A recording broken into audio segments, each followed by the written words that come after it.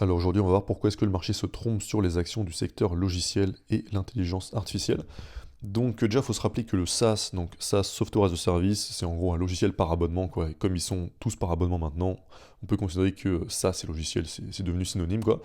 Donc le SaaS, c'est ou c'était, on va voir, considéré comme un des meilleurs business models de l'histoire. Pourquoi? Parce qu'il y a quatre caractéristiques qui viennent très souvent avec.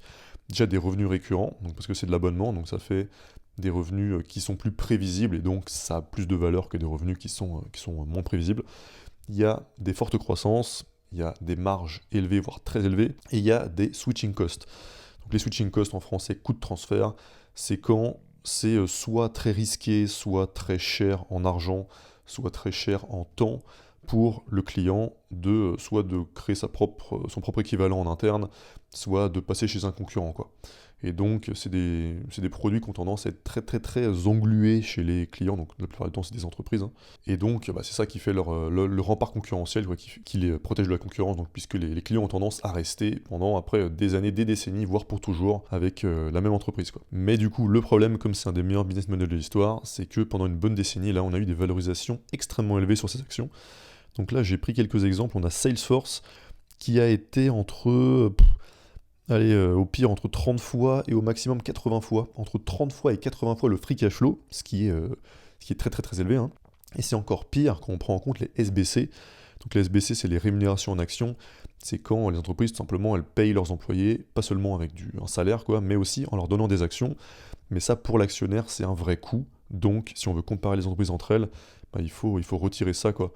Et le problème, c'est que les SBC sont inclus dans le free cash flow, parce que comme c'est pas vraiment du cash, mais bref, nous, il vaut mieux le retirer du free cash flow, quoi. Et donc, si on fait l'ajustement, c'est encore pire. Ça va de. Ouais, Salesforce, en fait, est jamais descendu en dessous des 52, 53 fois le free cash flow sans SBC depuis plus d'une décennie. Si on prend deux trois exemples dans le genre, il y a aussi Adobe. Donc Adobe, sans faire l'ajustement, alors il y a eu 2022 où j'étais déjà un peu mal aimé à cause de l'IA, mais en dehors de ça, ouais, on est allé de 30 à 50 fois et sans les SBC, alors c'est moins pire, de 35 à 70 fois, donc ça reste très cher. Et qui dit très cher, dit très risqué aussi. On peut prendre aussi par exemple l'exemple de ServiceNow. ServiceNow qui était au pire du pire, au creux de 2022, à 36 fois le free cash flow, on est monté à 100, donc entre 36 et 100 fois le free cash flow. Et si maintenant on enlève les SBC, alors ça sort carrément du graphique qui est capé à 100, puisque au-dessus de 100, ça n'a plus aucun sens. Donc ouais, le plus bas était à 80, à 95, quoi. Donc voilà, c'était n'importe quoi. Il y a des exemples comme ça, il y en a encore plein. T'as par exemple Intuit, Constellation Software, etc. etc. Et ça explique aussi pourquoi est-ce que ces genres d'actions qui m'intéressaient pas, donc la valorisation était beaucoup trop élevée. Mais dernièrement, donc comme vous l'avez remarqué, j'imagine, le sentiment s'est complètement retourné. Et maintenant, c'est passé d'un business model considéré comme le meilleur de l'histoire à un business model qui est complètement foutu. Et donc, il y a deux dangers pour les SaaS qui reviennent souvent. Le premier, c'est l'idée que comme l'IA rend le code plus accessible, les entreprises vont se mettre à vibe coder leurs propres outils internes, quoi. Le problème de cet argument, c'est déjà de penser que le moat, donc le rempart concurrentiel d'un SaaS, c'est son code, alors que déjà c'est pas le cas. Et aussi, il faut se dire que les entreprises, elles choisissent pas leur logiciel en fonction de celui qui a l'interface la plus sexy, les fonctionnalités les plus cool, ou les fonctionnalités les plus innovantes, l'interface la plus moderne et tout ce que vous voulez.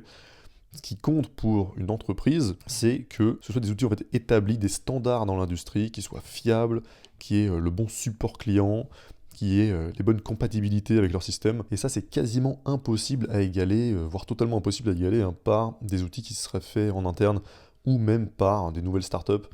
Et ça, je pense que n'importe qui travaille ou qui a déjà travaillé en entreprise doit bien le constater.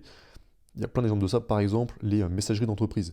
T'as Slack, on peut considérer que c'est moderne, plutôt joli, voilà, que c'est un bon produit. Pourtant, un jour, d'ailleurs, c'était même un succès, hein, en termes business, mais un jour, t'as Microsoft qui sort Microsoft Teams, et voilà, je vous ai retrouvé la courbe d'adoption de chacun. Donc là, vous avez en vert Slack, voilà, qui se retrouve, c'est quoi, c'est un nombre d'utilisateurs actifs journaliers. Donc il se retrouve avec 12 millions en s'étant lancé bien avant et en ayant un produit qui est supérieur en termes d'expérience utilisateur. Et pourtant, Microsoft Teams, regardez la courbe, c'est littéralement une croissance verticale. Ils se sont retrouvés avec 75 millions d'utilisateurs journaliers, donc 6 fois plus que Slack en s'étant lancé plusieurs années plus tard, quoi. Et pourquoi? Bah tout simplement parce que Microsoft, ils sont déjà tellement englués dans les entreprises. En fait, les entreprises, voilà, ne choisissent pas en fonction de c'est quoi le plus moderne, c'est quoi le plus sexy, c'est quoi le plus tout ce que vous voulez. Ils ont déjà Microsoft dont ils peuvent pas se passer, et donc bah, si Microsoft il rajoute certes un produit pas terrible, mais qui est dans le package, qui est intégré à tout le reste, et bah voilà, ils vont utiliser Microsoft Teams quoi. Même si Microsoft Teams est une abomination absolue, je pense que voilà, toute personne qui a utilisé les deux sera ok pour dire que Slack c'est mieux que Teams, et que Teams c'est absolument affreux, mais en termes business, et bah Teams est un meilleur succès quoi. Comme autre exemple de ça, t'as aussi par exemple Jira, donc Jira c'est l'outil qu'on utilise pour gérer les tâches quoi, dans les équipes, surtout dans les équipes tech en tout cas. Et Jira, moi j'ai jamais compris comment ça fonctionnait. C'est absolument une abomination absolue. Pourtant, c'est le numéro un dans ce type de produit-là, quoi. Et il y a plein d'outils qui sont plus agréables, plus simples et tout, mais les entreprises utilisent Jira pour toutes les raisons que j'ai données avant. Pareil, je me rappelle aussi de mon stage de fin d'études, où avant d'arriver, j'avais encore la naïveté de l'étudiant, et voilà, je pensais qu'on allait faire des trucs cool, modernes, le futur, tout ça. J'arrive le premier jour, on me met sur Business Object. Business Object, allez regarder sur Google à quoi ça ressemble. Voilà, bon, c'était un peu la désillusion. Mais en fait, aujourd'hui, je me rends bien compte que quand je me rappelle ce que je faisais dessus, c'est impossible de changer parce que t'avais des trucs qui étaient faits dessus, qui étaient compliqués, qui étaient faits par des mecs qui étaient là il y a 20 ans, ils sont partis, plus personne comprend rien. En fait, c'est impossible de changer, quoi. Donc voilà, faut retenir que l'avantage d'un SaaS en entreprise, c'est pas son interface, c'est pas tout ça, voilà. C'est la fiabilité et le fait qu'ils ne puissent pas s'en séparer, quoi, tout simplement. Et puis bon, faut aussi se dire que aussi avant l'IA, donc les clients, donc toutes ces entreprises qui utilisent ces logiciels, elles avaient déjà des développeurs, hein. Même avant l'IA, les développeurs savaient quand même déjà coder. Ils auraient pu coder ces outils, en interne. Et d'ailleurs, il y en a déjà plein qui ont essayé. Et en général, ce qui se passe après, c'est qu'ils se rendent compte que c'est pas possible, ils abandonnent le projet et ils font comme tout le monde, ils prennent un abonnement à tous ces SaaS bien connus. Et pareil pour tous les entrepreneurs qui ont déjà essayé de faire des alternatives, mais sans trop de succès, quoi. Parce que c'est pas la difficulté de coder qui les a empêchés de se faire une place, c'est la difficulté à rentrer chez le client qui n'a pas envie en fait de ton produit. Voilà, après il y avait aussi déjà des produits open source, hein. Il y a même eu la hype du no-code à l'époque, il y a quelques années. Donc en gros, l'IA, pour ça, elle rend juste plus accessible une option qui marche pas, quoi. Donc c'est pour ça que je ne pense pas que ce danger-là soit un vrai danger. Pour la plupart des gros SaaS bien installés, hein, je parle. Et après, le deuxième danger qui revient souvent, c'est que il y a un changement dans la manière dont on interagit avec les SaaS, quoi. C'est-à-dire qu'on passe de cliquer dans des menus à donner des instructions, que ce soit à l'écrit ou à l'oral. Alors, je pense pas qu'on va arrêter de cliquer dans des menus, mais ce sera probablement un hybride entre les deux. Je vois ça plutôt comme des nouvelles fonctionnalités ou certaines fonctionnalités peut-être améliorées grâce à ça. Mais en fait, justement, pour moi, ça c'est pareil, c'est pas un danger pour les gros SaaS existants. Ça devrait justement plutôt augmenter la valeur des softwares existants, parce que la valeur de l'IA, elle dépend avant tout de la qualité des données auxquelles elle a accès. Et justement, pour une entreprise, où est-ce qu'elles sont, les données qui ont la plus haute valeur? Justement, c'est des données clients, des données utilisateurs, et elles sont où? Elles sont justement à l'intérieur de ces logiciels. Donc justement, au contraire, je pense que l'IA, ça va renforcer ces logiciels déjà bien installés, plutôt que de les remplacer, et ça pourrait justement encore plus les engluer dans les entreprises, et donc au final augmenter encore plus les switching costs.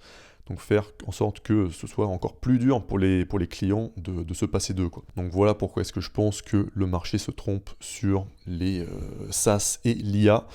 Et pour terminer, je rappelle que vous pouvez recevoir le top 3 des meilleures et des pires actions pour 2026 en cliquant sur le premier lien en description et sur le bouton qui s'affiche au milieu de l'écran. Et à plus.